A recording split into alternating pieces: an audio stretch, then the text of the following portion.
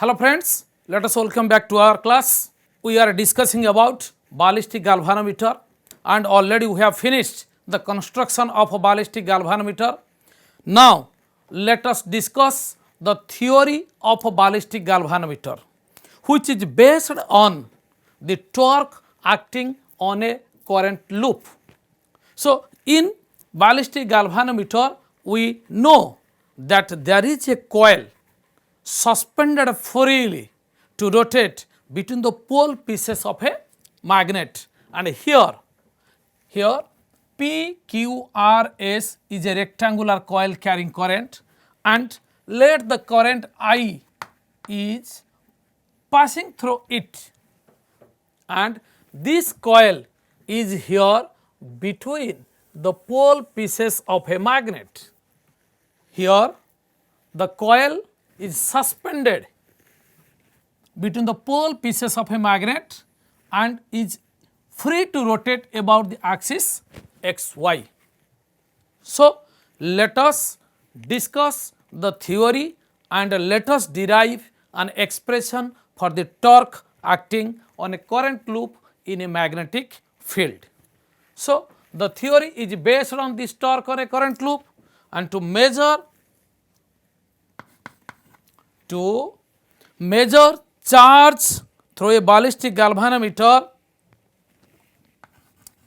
to measure the charge through a ballistic galvanometer,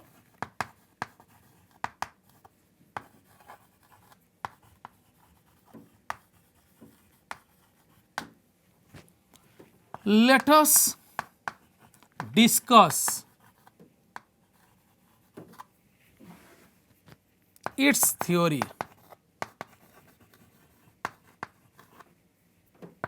which is based on the concept of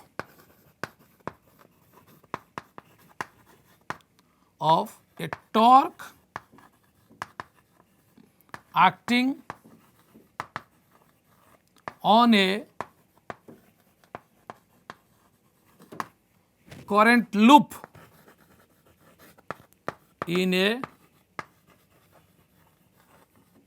magnetic field. To do this,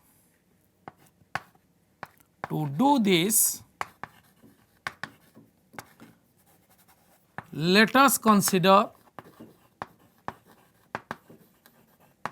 a rectangular loop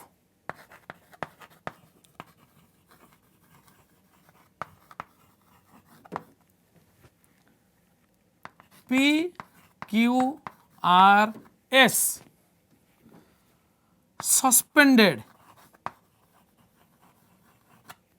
by means of a wire of phosphor bronze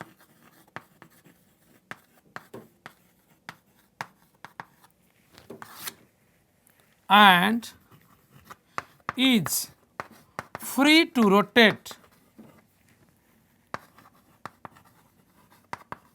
about an axis xy between the two poles of a magnet. Here the rectangular loop PQRS is free to rotate about the axis xy between these two pole pieces. Now, I is equal to current through the loop PQRS. B is equal to length of sides PQ and RS. These two sides, this is B and it is also B, and this QR is L and PS is L. L equal to length of sides QR and SP. XY axis of rotation. N and S north pole and south pole of a magnet, and this is the magnetic field from the north pole to south pole. Let the magnetic field strength is B and it is uniform throughout. B equal to strength of magnetic field present between the pole pieces, poles of the magnet.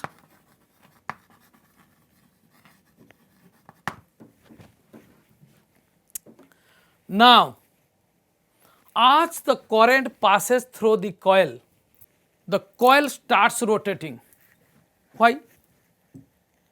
Because we know when a current flows through a conductor, a force acts on it.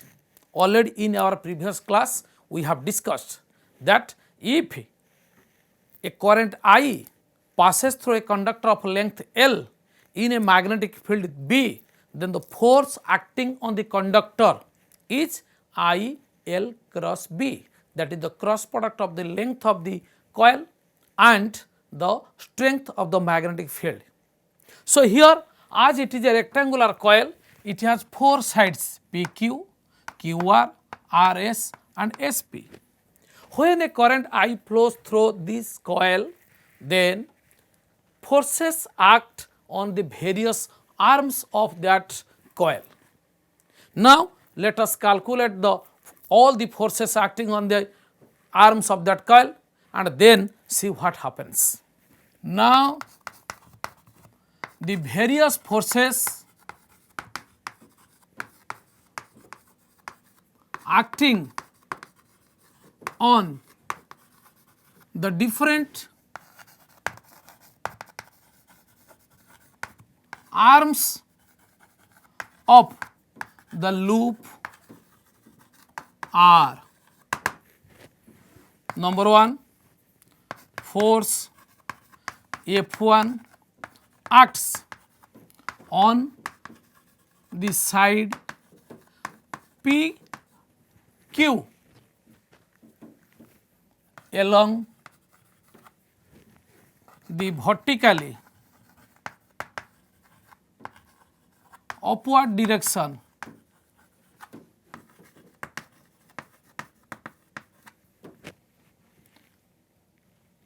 which is F1 vector is equal to I PQ vector cross B vector, and it is equal to I B cross B as shown. It is acting along the vertical upward direction. And the second one, force F2 acts on the side RS along the vertically downward direction,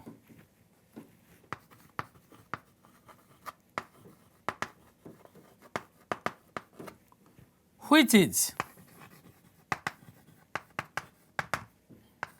F2 vector equal to I RS vector cross B vector, which is also I B cross B. And the third one, force F3 which acts on the side QR along the outward direction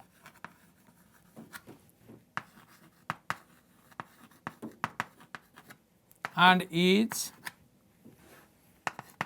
how much? It is F3 vector equal to I into QR cross B, which is equal to I L cross B. And the fourth force acts on the side PS, it is directed inward. Force F4 acts along the inward direction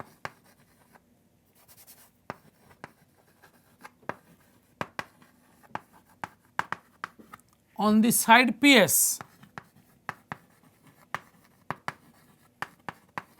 on the side PS and is how much? F4 is equal to I PS cross B, which is equal to I L cross B. So, we have seen there are four forces. Let this one is the first force and it is the second force, it is the third force and this one is the fourth force.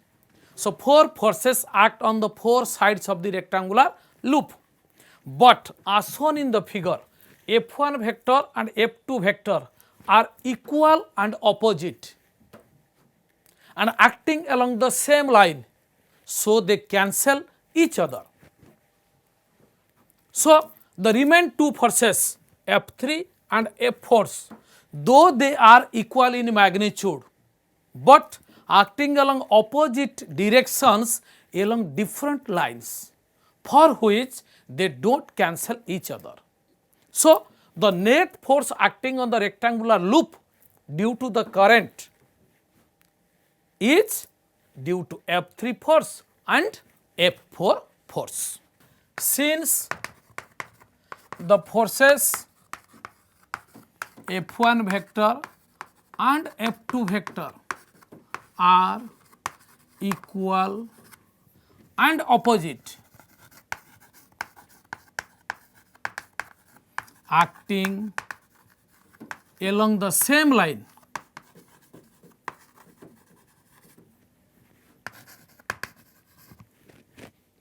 hence they cancel each other.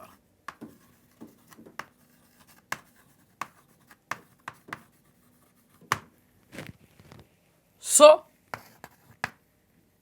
F3 and F4 are the only two forces which act on the loop along opposite directions, not along the same line.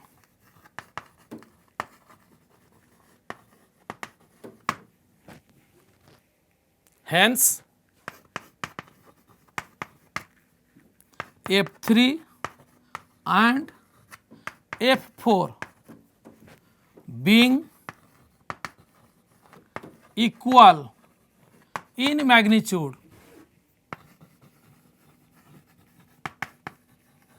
and opposite in direction,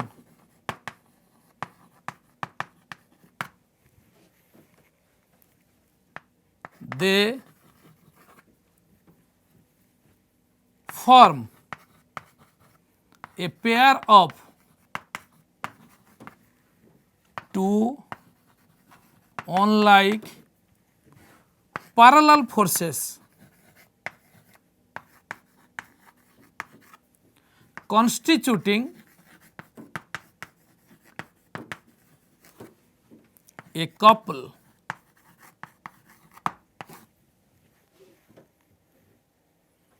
Out of these four forces, F1 and F2 cancel each other, but F3 and F4 having equal magnitude act along opposite directions along two parallel lines, for which they form a couple, and we know that the moment of a couple is nothing but the torque, as a couple is produced on the coil, hence ultimately a torque is produced.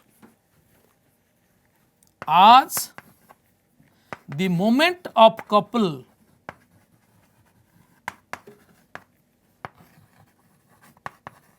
is the torque,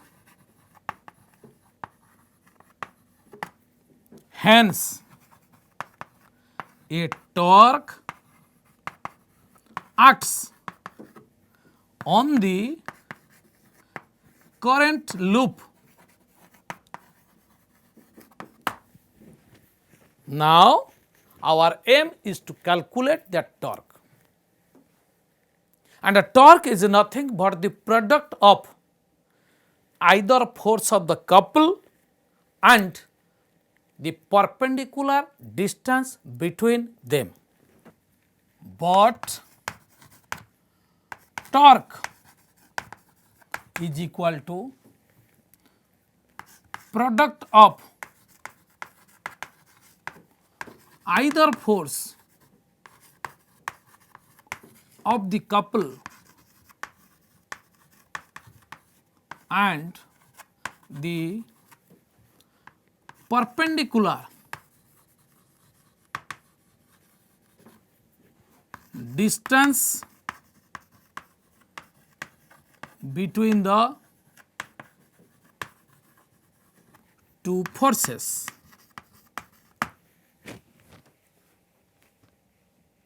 That is, tau vector is equal to either force F and the distance R cross F.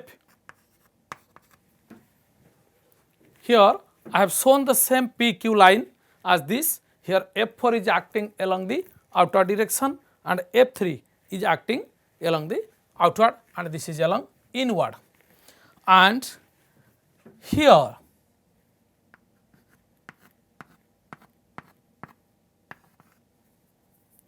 let this one is E and this angle is theta. So, as shown in the figure,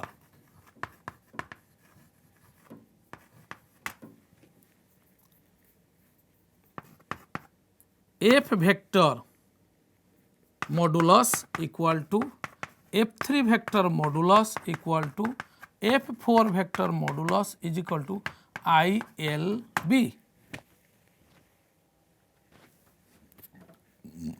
And in the right angle triangle,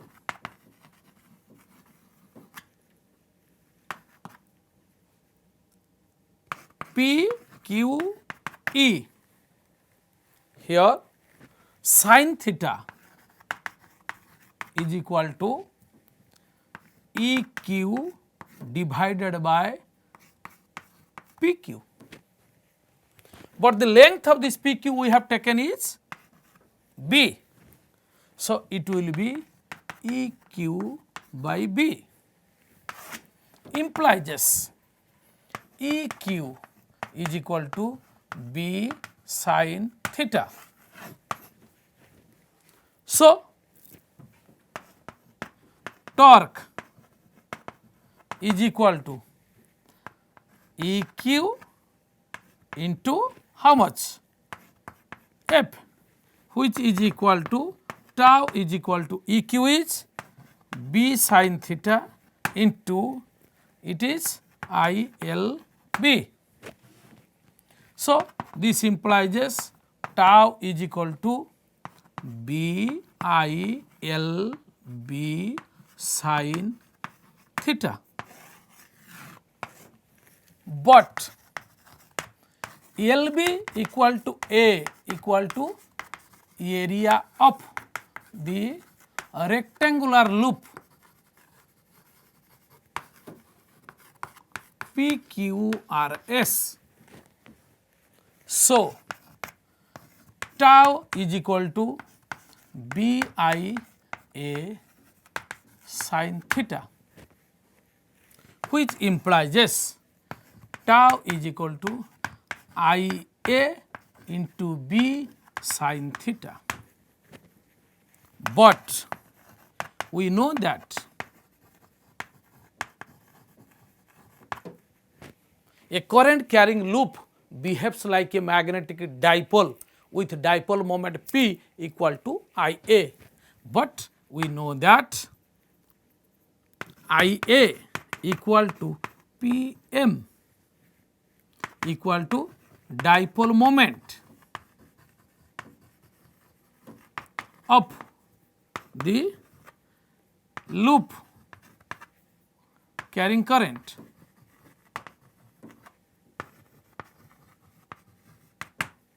So, tau equal to PM B sin theta. So, this can be written as tau equal to PM vector cross B vector modulus, which implies tau vector is equal to PM vector cross B vector. This is the expression for the torque acting on a current loop in a uniform magnetic field. But if there are n number of turns of the coil, then this tau will be how much? If n is equal to number of turns of the loop,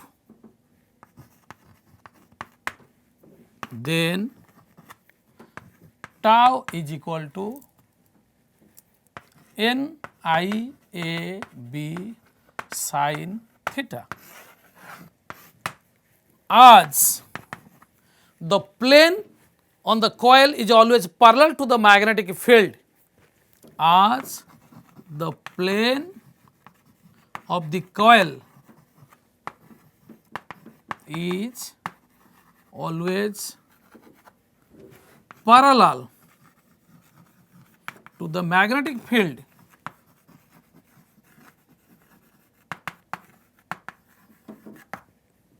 hence its direction is perpendicular.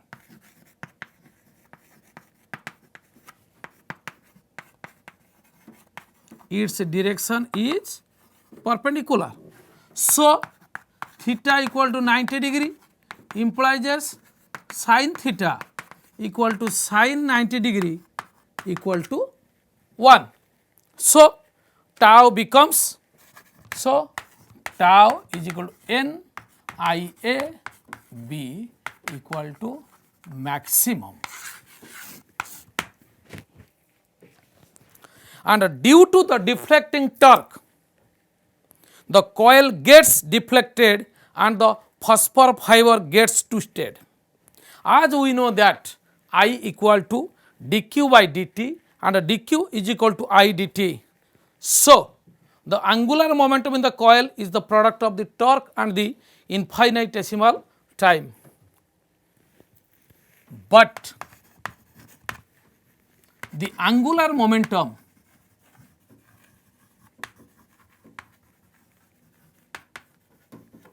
is related to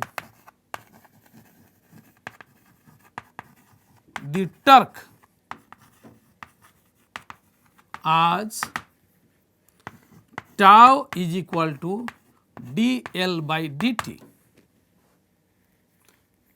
So, from these two we can write dl by dt equal to nia into b, or implies as dl is equal to nia b into dt. But q is equal to, but I is equal to dq by dt, which implies as dq equal to I dt. I equal to dq by dt. So, dq equal to I dt, and in place of this I dt we can write now dl will be how much?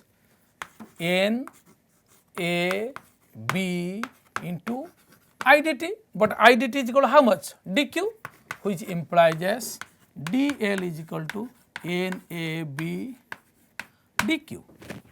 So, the total angular momentum. So, the total angular momentum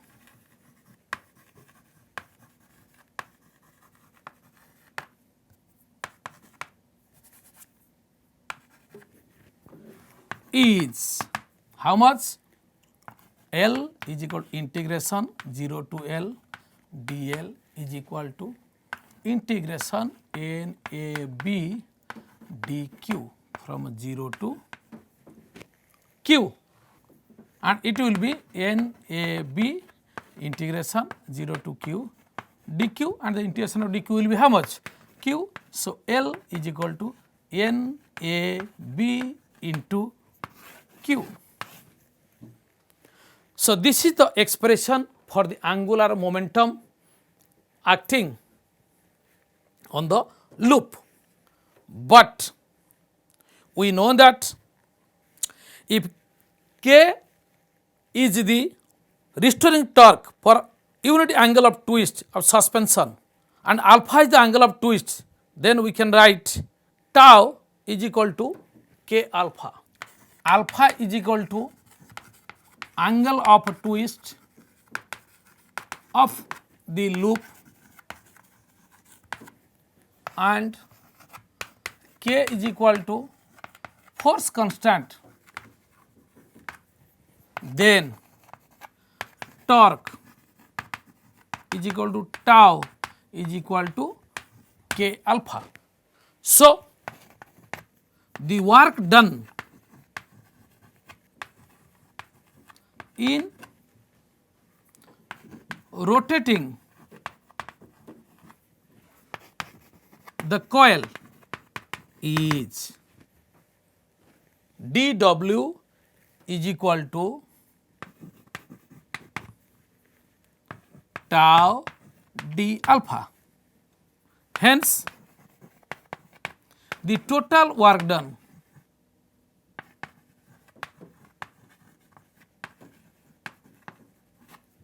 will be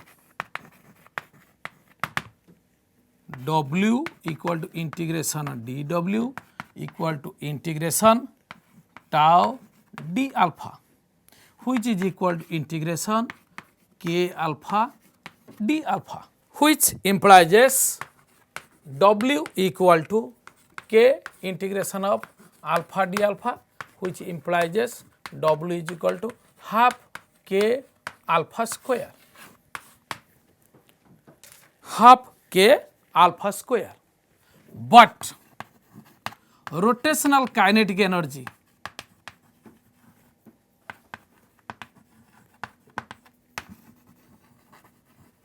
is equal to half I omega square, because we know that kinetic energy is equal to half I omega square, and the rotational kinetic energy is half mv square, and the rotational kinetic energy is half I omega square.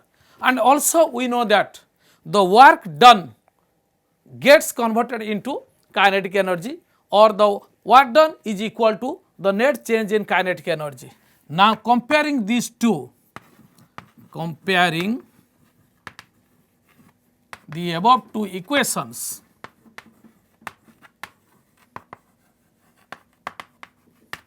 we get half k alpha square is equal to half I omega square, and implies I omega square is equal to k alpha square, which implies if t is equal to time period of oscillation, then t is equal to 2 pi root over of I by k. We know this relation from the time period of compound pendulum, spring pendulum, that implies t square equal to squaring both the sides 4 pi square I square by k square, or implies I square is equal to t square k square by 4 pi square.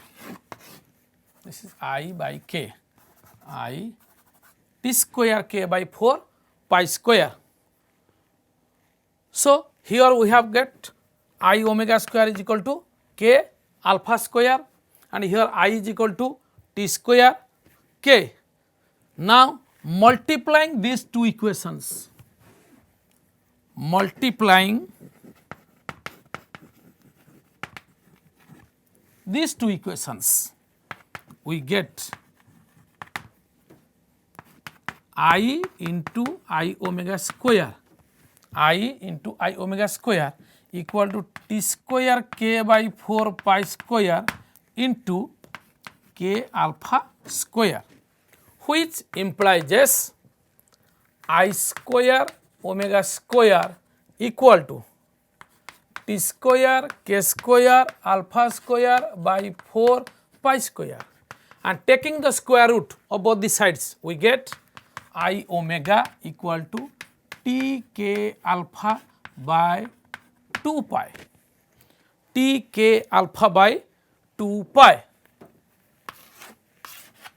But torque equal to tau equal to I omega, and this is also equal to n b a q, n b a q. So comparing these two, comparing these two equations, we get n b a q equal to t k alpha by 2 pi, which implies q equal to t by 2 pi into k by n b a into alpha, which implies we can write q is equal to capital K into alpha, which implies q proportional to alpha. That is, from the theory of moving coil galvanometer, in this case which is our ballistic galvanometer, it is found that the charge varies directly with the deflection produced on the coil. So from the theory of ballistic galvanometer, we came to know that the charge passing through the coil varies directly with the deflection. So with this I remain, many thanks.